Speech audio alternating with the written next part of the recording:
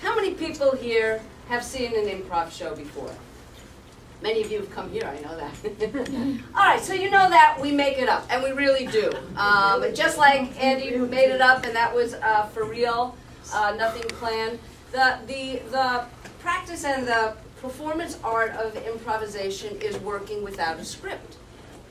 How do you do that and make things make sense and be stage-worthy, be something that people will actually come to see and be entertained?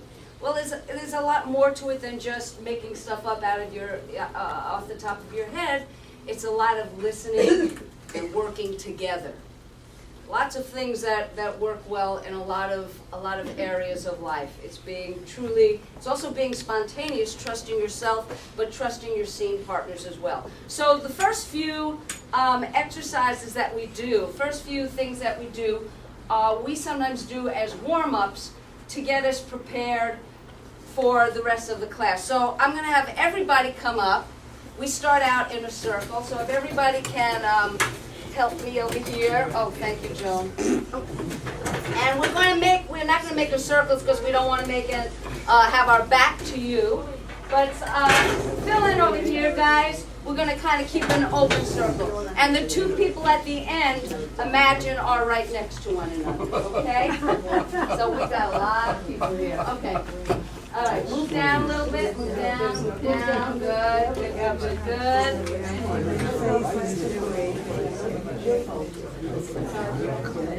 All right, Bruce is over there. Yeah. Sideways, sideways. Sideways, that's a good idea. So now move a little this way. Come down this way. Come down this way and Bruce can move it. Okay, good. I think we got everybody here. All right, so we are going to do one word at a time. One word at a time, we're going to create proverbs. All right? And they may not be proverbs that anybody's ever heard before. In fact, I can guarantee you of that. But they will make some kind of sense. All right? One word at a time, and when they're finished, I'll repeat what it is, and we'll clap for it, and then the next person will start. Okay? So, starting over here from Sheila. One word at a time, proverbs. Never. Do. Want. You. Want. Never do what you want. Very good advice. Okay, good. Amy, start. Always try to See your best Self. Always try to see your best self. Very good. Okay, Ruth, you start. sometimes one Will. Jump. to The. lake. Sometimes one will jump to a lake. That's kind of symbolic, you know, it's an allegory. That's okay. Where do we start? With you, Harriet? Go ahead. Time Passes. very quickly. All right, time passes very quickly. Joan. Always do what you Want. to All right, always do what you want to do. And there we go. Jake, start. Never. Listen. to Every. thing you Ear. All right, very good, very good. Never listen to everything you hear. All right, let's stay up here, and we're going to do, let's have, actually, guys, you can sit down. Can I have Harold and Harriet? And everybody else can take a seat. All right, Harold and Harriet are going to do a scene without words. They're just going to use emotions. They're going to take suggestions of emotions, and they're only going to be able to speak in the alphabet, in order. Okay, so they're going to go back and forth as though they're having a conversation, but they can only do it in the alphabet. Okay? Give me a suggestion for an emotion, any emotion. happy. Happiness, and how about one other? Anger. Okay. Happiness and anger. One of them is going to take happiness, and we don't just sign it. They'll figure that out once they start. And one is going to have happiness and anger, and then they will do a scene only in the alphabet. When they get to Z, the scene is finished. A, B, C, D, E, F, G, K, L, M, and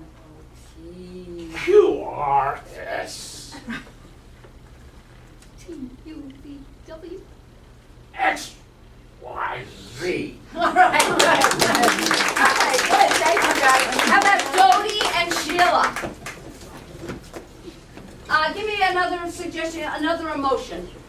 Lust. Not from you, somebody else. From that, let's think we set it up. Fear. Embarrassment. Embarrassment, and what was the other one? Fear. Lust. Okay, we got it back. What was it? Lust and what was it? Embarrassment. Lust. Okay, well, this sounds like I could write this one. Lust and embarrassment. The alphabet. A, B, C. Embarrassment. D, E, F. H. A, L, M, N. O, P, Q. R, S, T. U, V.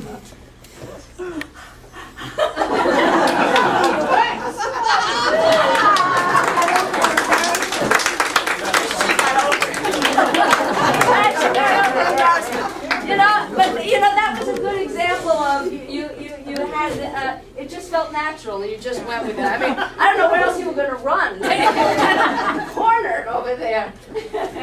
All right.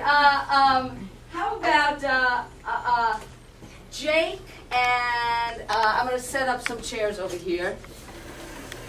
Jake, Joan, Sally, and let me see, and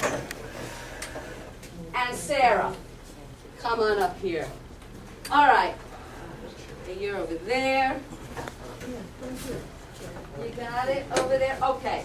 So, you guys move back just a little bit because, no, you stay forward because I want you, no, Sarah, stay forward. Okay, so again, these two people are sort of connected, okay? Now, anybody ever work in an office and had the experience of office gossip? All right, so it can get kind of out of hand. So we're going to do an example of an improv where we're going to get a line, just a line that could be something gossipy, and they're going to pass it along and see what happens to it as we go along, how it stays the same, how it changes, okay? So it takes a certain amount of subtlety. Let's go in this direction. So Sarah, you'll start. You're always going to be talking to Joan and so on. And then Sally, you connect. Whoa, hold on. We haven't gotten the line yet. And you're going to connect to Sarah, okay? So you got to speak loud enough for us to hear you, but you're always like telling it to that person next to you, okay? All right, so let's make up a piece of gossip. Did you hear about Sally? Okay. Well, let's say something specific. What about Sally? Did you hear about Sally and the boss? Okay. Wait, so hold it. You'll have the next one. So I'm going to make it, instead of a question, I'm going to make it a statement, okay? Sally and the boss are having a thing, all right? Sally and the boss are having a thing. Sally and the boss are having an affair. Sally and the boss are having an affair. Sally and the boss are tying it on. Sally and the boss had tied it on so well, she's pregnant. The boss's wife is getting a divorce because Sally is pregnant. The boss's wife made Sally pregnant. The boss's wife did something miraculous. The boss's wife heard about it, got a little crazy. Sally is going to fire the boss's wife. Sally fired at the boss's wife. Sally fired the boss's wife and there was an explosion. Sally fired at the boss's wife and there was bullets. The boss's wife killed Sally. And then the next thing that happens is two people, Sally's at the water cooler and said, I I thought she killed you. And you're like, what? All right, good. Thank you, guys. Let's have another group of 4 people. Come on up.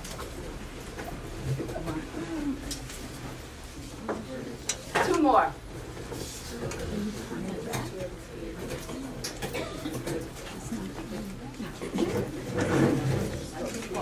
One more person. Miriam? Okay. How about a piece of gossip? Make it up. Yeah. How come she got one? Okay, so let's make it a statement.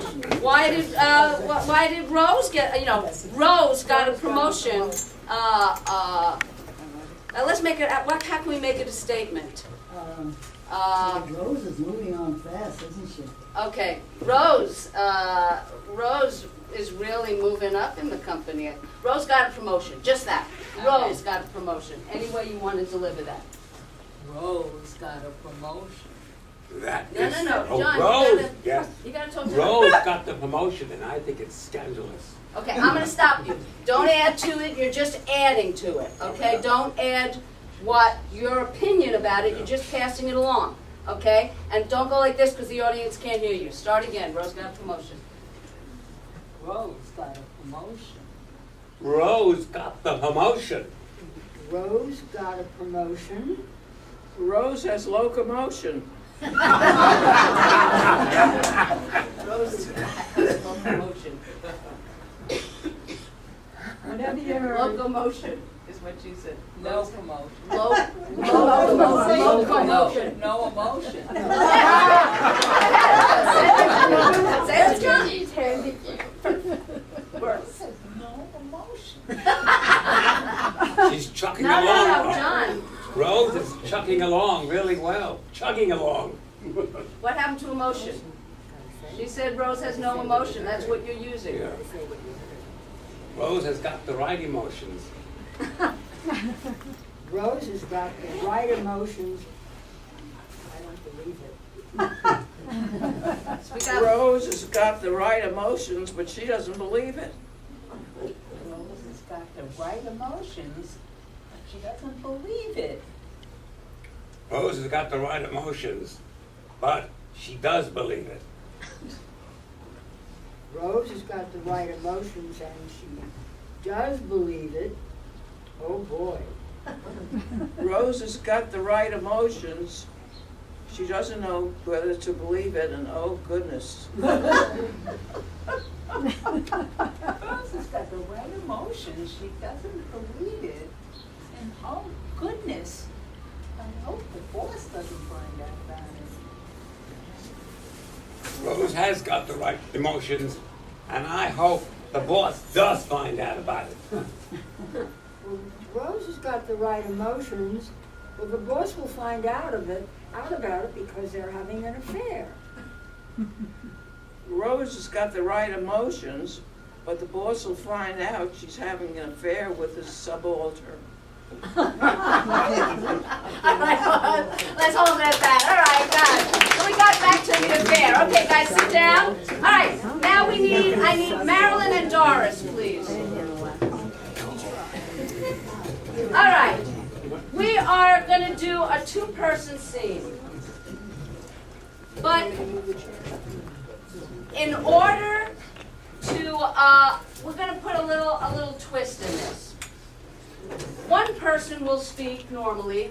The other person is going to respond with appropriate emotion, but they can only say wah, wah, wah, wah. Okay? So no words. One of you is going to speak, and one is going to say wah, wah. And we don't. You don't decide that. And I will say, at one point, I will say switch. Okay? I will say switch. And then you'll continue the scene right where even if you're in the middle of speaking, you can be saying, I told you switch, wah, wah, wah, wah. Okay? And the opposite is true too. If you're saying wah, wah, and I say switch in the middle of your turn, you switch into words. All right? So the point of this improv is because we want people to connect emotionally and what their intention is, and we use it to get them to really communicate at a level even deeper than just the words. So How about a suggestion of a location where these two people are? Grand Canyon. Where? Grand Canyon. The Grand Canyon, very good, the Grand Canyon. And what is their relationship? Who are they to each other, to one another? Sisters. They're sisters, okay? Sisters at the Grand Canyon. And one last suggestion I need. What is under discussion? There's some important issue between them. What is that? They're lost. They're lost, okay? How about something, something that's something Their that's an father's getting ongoing. married again. They're what? Their father's getting married again. Their father's getting married again. Okay, good. Their father's getting married again. That's their issue. They're sisters, and they're at the Grand Canyon. Take it away, Doris and Marilyn. You know, I didn't think we'd have to talk about it here. This is such a gorgeous place. Wow, wow, wow. It is. But I'm very upset. You know, he picked this piece of crap. You like her? Wow, wow, wow. I think she's disgusting. She's dumb, too. Wow. Yeah. Switch. Continue, but switch. She's dumb and she doesn't know what wonderful women we are. What? What? It's too bad. She really is pretty dumb. What? So I think we ought to make a little scheme to enlighten her. Wow. Switch. I think that's a great idea. We Wow. should have invited her here. Ah. We could have given a little, Yeah. down the castle. Wow, wow. Yeah, I wonder if she would have accepted. You think she's suspicious of us? Switch. I think she might have suspected. Aw. But we could be much more clever than she is. After all, there are the two of us. Well, what? Yeah, two of us in the Grand Canyon. Wow. With one very inept woman. What? Yeah. We'll do it. We'll get rid of her in one fell swoop. All right. Good plan, ladies. The nerve of your father getting married at that point. All right. Absolutely. Let's have. Let me see. Let's have Harold and Amy. Harold and Amy. So, this scene, I'm going to take suggestions to. The way we're going to switch them is they're going to start a scene. Well, let me get the suggestions. What's the location? Where are they? Florence. Where in Paris? Paris is a big place. The Eiffel They're at the Eiffel Tower. Okay, they're at the Eiffel Tower. And who are they to one another? Strangers. Husband and wife. Okay, husband and wife at Eiffel Tower. And what's under discussion? What important issue is under discussion? He was flirting. What? He was flirting. He was flirting with somebody. Okay. He was flirting with someone, and they are a husband and wife at the Eiffel Tower. Now, let me tell you what's going to happen. Every now and then, I'm going to say freeze, and I'm going to change their location. Okay, so they're only starting out at the Eiffel Tower. What's important is to see that their relationship continue, and that the scene is about their relationship, but we'll see how the changing locations affects it as well. Actually, I have a ding bell. Let me get my ding bell. I brought it here for a reason. I might as well use it. It's so much fun. All right, so a husband and wife at the Eiffel Tower discussing his flirting. Go. Well, look, we gotta catch that elevator to go down. That young thing, You know, it was your idea to have a second honeymoon. Well, we could have a third honeymoon over someplace else, but right now, let's catch that elevator. You know, we're up here kind of, I mean, we're all alone and then all the crop is down below. All I know is here I am in the most beautiful city in the whole world, in the Eiffel Tower, with my husband on my second honeymoon, and you're not even looking at me. Look, Change of location, where are they? Hooters. They're at Hooters. Continue the scene. Where are we? Hooters. that's one of those guys with a lot of women. The restaurant. Topless. Hooters, it's a restaurant with a lot of fancy women, which is just up my alley, kiddo. No, now you change location. New York, that's all I know. Now in Buffalo, at the Hooters Club. Oh, Hooters Club. Okay, continue. Continue your scene at Hooters in Buffalo.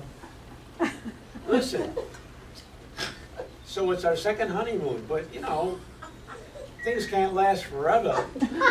Look at this little bunny coming over. Oh my goodness, she's all tired, just like you used to be, remember? Oh, those days are gone forever.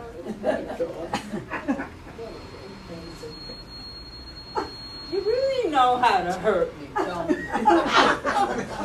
Well, you know, after 20 years, it gets a little monotonous. I need a little spice in life. You want to talk about monotonous? Change your location. Where are they? Divorce lawyer. They're at the divorce lawyer. Continue the scene. Listen, Joe Schmo, this divorce guy, he's not going to help us with our problem. I mean, here we are, still on this lousy second honeymoon, and now we're in this office. I don't know why you brought me here. I was hoping that somebody could help us figure out why we're still together. Yeah, I'd like to know that too. You know, I always thought that we would grow old together and be company for each other. But I never dreamed that the older you got, the more of a wandering eye you got. Well, some of us are lucky that way, you know?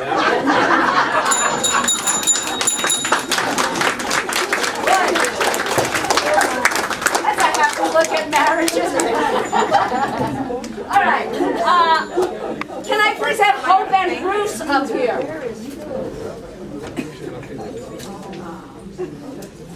Now, those of you who were here a little bit earlier, some of you I didn't get to, wrote some sentences for me on these 3x5 cards, and I've mixed them up and I've folded them so they're easy to pick up.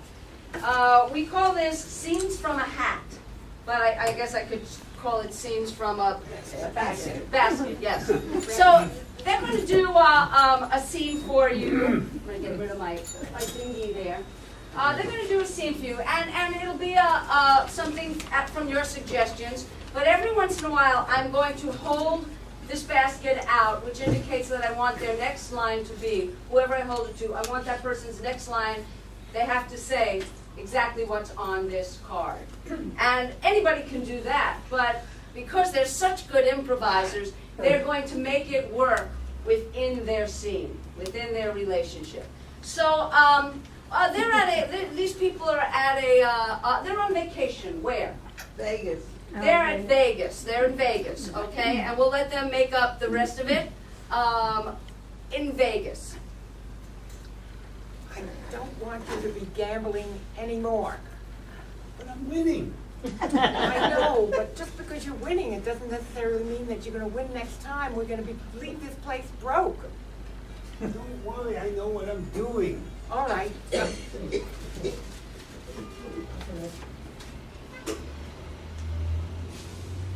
He walked towards her, and he said to her, Look at that guy over there. He's doing all the winning.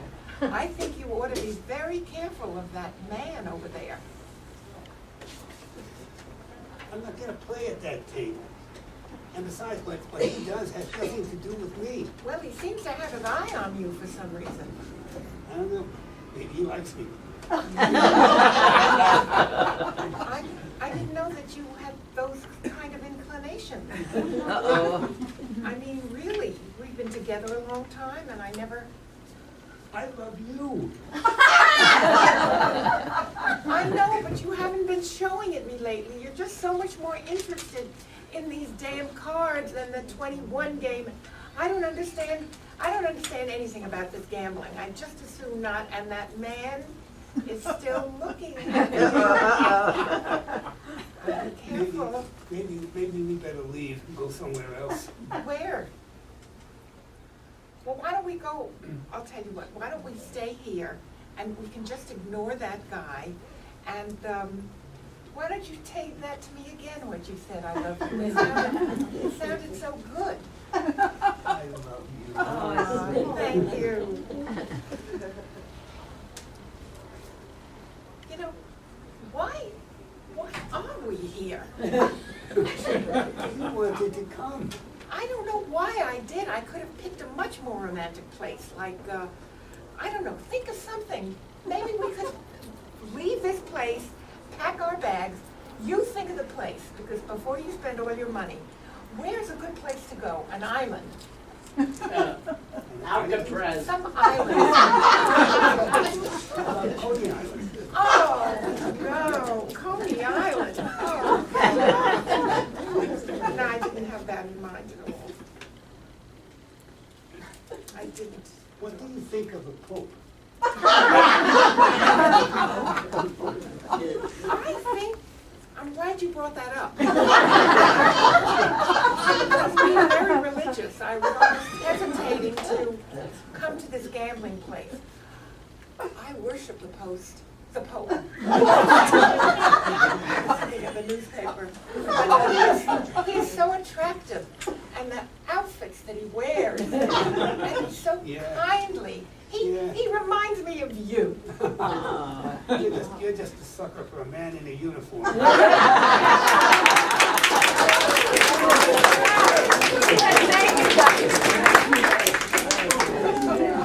do you think of the Pope? That's a good way of changing a subject. All right. Let's do. We have more of these in here. Sheila and let me see, and Joan, come on up here. If you're gonna sit down, let's pull the chairs up a little closer. Yeah, we don't have to be that far away. That's good. Right there's good. Okay, good. All right, let's give them. Let's give them a family, a place for family to, a family gathering of some sort. For you. But thank you. Disney World. Disney World. Okay, they're at Disney World. What's the, okay, Disney World, that's fine. That's it? That's it. The rest is up to you. Okay. Yeah, I'm so glad we're here. You know, I love Mickey Mouse. You know, the ears. I want those ears. Mom, you're so silly. Honey, you just don't get into things. You're embarrassing me. Honey, I'm always embarrassing you. Yeah. Yeah, you know, you have to get over that. You really have to get over that. But I just enjoy things. You gotta have a good time. You're sillier than me, and I'm only 8.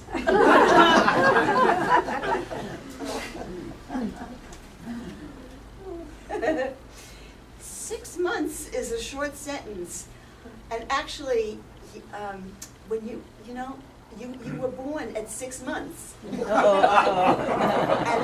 you know, we had to wait and wait to get you out of the hospital, and now you're overly grown up. I just don't understand. You were this wee thing that didn't grow up, and now you're the thing that's overly grown up. You don't have fun. You don't act like a kid. Why did you keep this from me? Why did I keep you? Why you did know, I keep you? That's the question. Not only are you silly, you're mean. You know, I sometimes wonder how I got a kid like you. I really do. I have such a good time in life. And you suffer all the time. Well, my dog loves ice cream. You know, I'm happy to hear that. I'm happy to hear that. At least that's something that's enjoyable in your life. You know? Take on a little joy, honey. Yeah, I do like Ronnie, my puppy. Yeah. And who gave you that puppy? Who gave you that puppy? You. Yeah.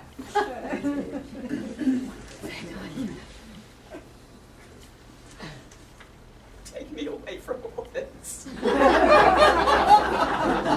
did one good thing my whole life with this kid. So now you're silly, you're dramatic, and you're my mother, and you're a liar and a secret keeper? I mean, really, Mom? Can't we just have like a normal relationship? You know, you're saying all those good things about me all of a sudden, honey. That you're a liar is good. Well, I think, recognizing the authenticity of the situation is a good thing. You tend to deny a lot.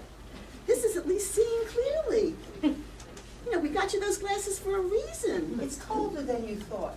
It really is. But I'm schwitzing. It's colder. well, while we were talking, we were walking, and now we're in the ice palace. The Ice Palace. Yeah, the ice palace. The Ice Palace? That's where they build those beautiful things. Look at that. Look at that, honey, with the colors coming through. You like color. I do, Mom. Oh. I do. Oh. It's a beautiful day. All right. Good answer.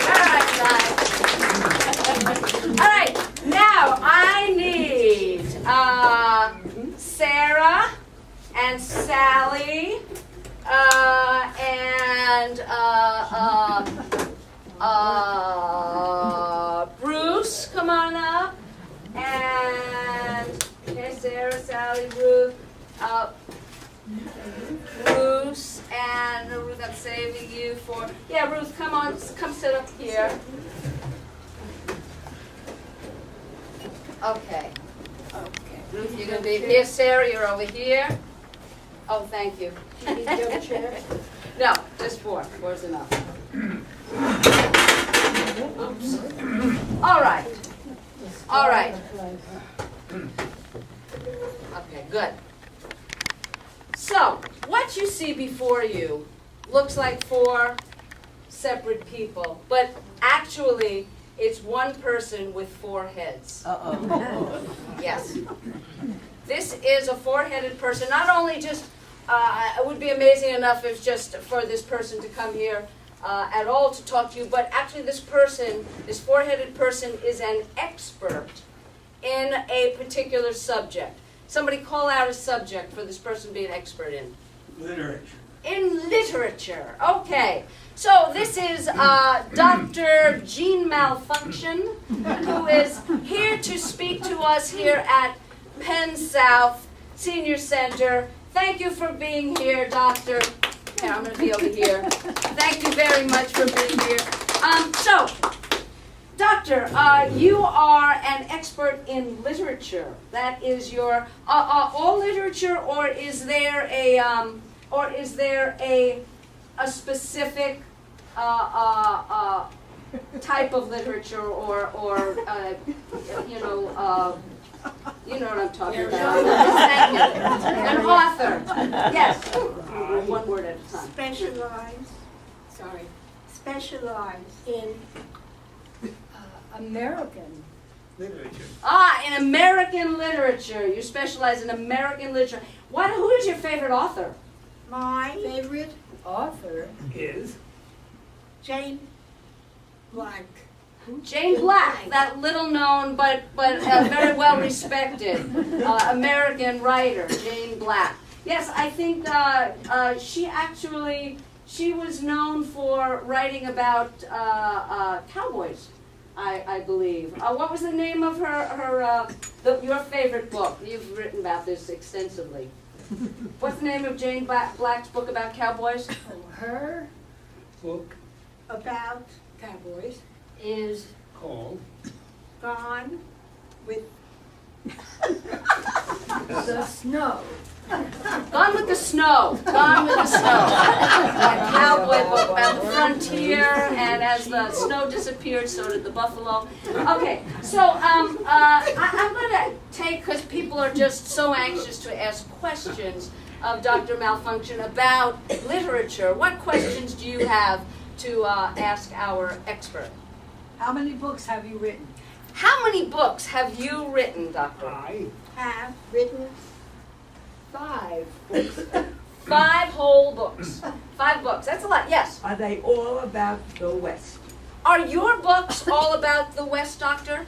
Yes, they are about the cowboys and the Indians. About the cowboys and the Indians. So you're really an American, you're an American frontier writer is your greatest area of interest. Great. What else do you want to know from, yes? Who is your favorite female cow? Girl. Woman. Yes. Girl. Who is your favorite first female cow? No, your favorite your favorite either cow or cowgirls. Your choice. Cowgirl, You have one of these. my Favorite girl character is Esther Levy. The famous cowgirl. Now, Esther Levy was, tell us a little bit about Esther Levy, where she lived and what she's known for. Esther Levy was very daring, and attractive to cowboys. She was daring and attractive to cowboys. Yeah, I believe she was known for a particular activity. What she had some sort of trick. What was that she did? she Put her lariat her mouth used it to swallow a snake. She put her lariat in her mouth and used it to swallow a snake. That is, I think that became a standard circus trick, as I recall. Amazing. What other questions do we have for Dr. Malfunction about Esther Levy or anything else, really? The professor knows about other things as well. Yes? Did Esther Levy have a romantic life? Oh, yes, yes. Please tell us just a little bit. Remember, this is a family audience. Esther Levy's quote-unquote romantic life, if you would, sir. Esther Yeah. Levy has fallen in love with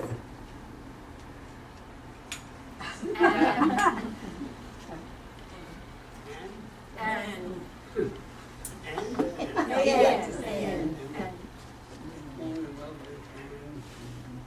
old man who rescued her from animals.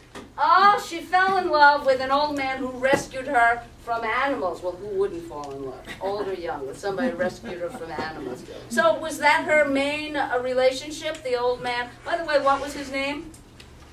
His name was Marty. Marty. No, he was. It was an alias, Marty. And did she have any other liaisons? she Loved 10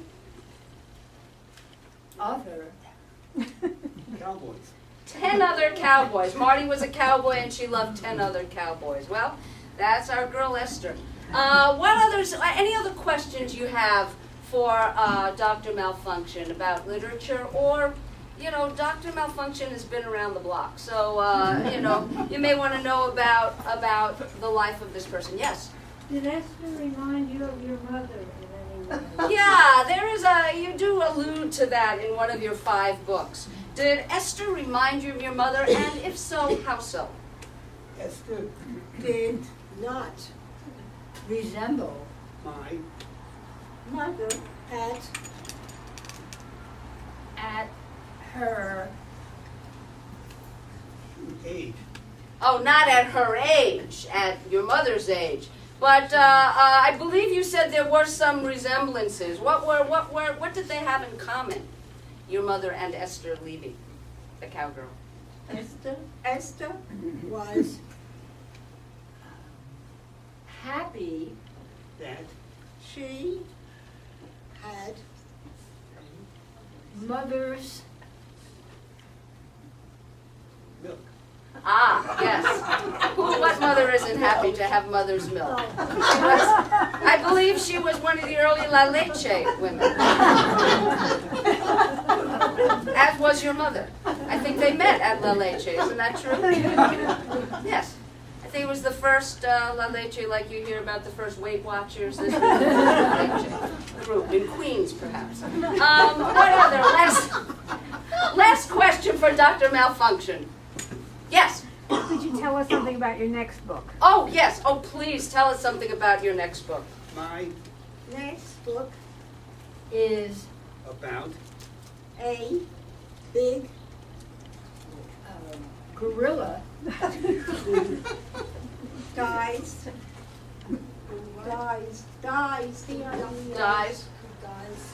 alone. About a big gorilla who dies alone, and no, it is not King Kong. Thank you very much, Dr. Malfunction. All right, thank you guys. Would the cast please stand up and let's introduce ourselves. All right, thank you. Take a bow, guys. Thank you very much.